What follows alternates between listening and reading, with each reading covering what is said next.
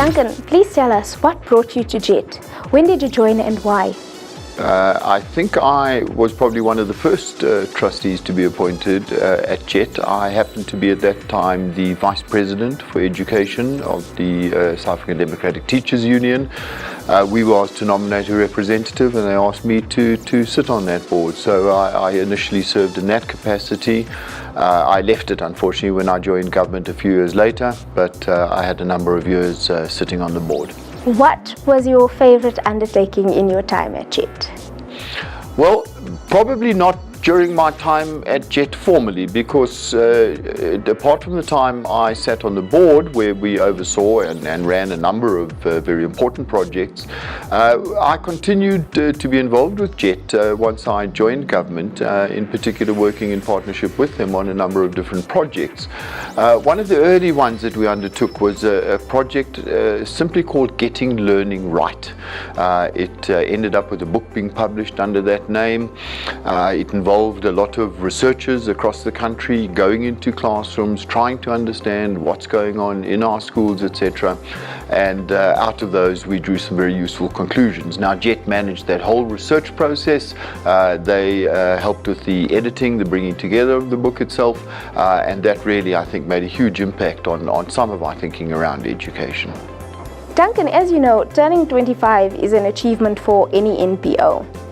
What qualities about JET do you believe have given it staying power over the past 25 years? Well, you make it sound like a very long time, and it is for an organization, as you say. Part, I have no doubt, of its longevity in this instance is its ability, perhaps twofold. One, it has established a hugely credible record.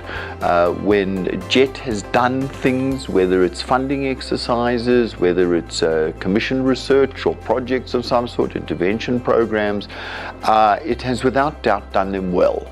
And that has built a huge, as I say, reputation, credibility. People trust the information that comes from JET. People trust and find useful the things that come from JET. So that clearly is a very important aspect. The other, of course, is ability to transform itself and change as the situation changed. It started off as a simple business sort of funding CSI initiative, doing good work and clearly very important and right for the time.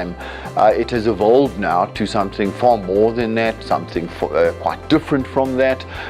It hasn't, I don't think, strayed from its original mission to contribute to education in the best way it can, but it has found different ways of doing that, and I think that really has been key to its success. And lastly, please describe as best you can JET in one sentence or phrase.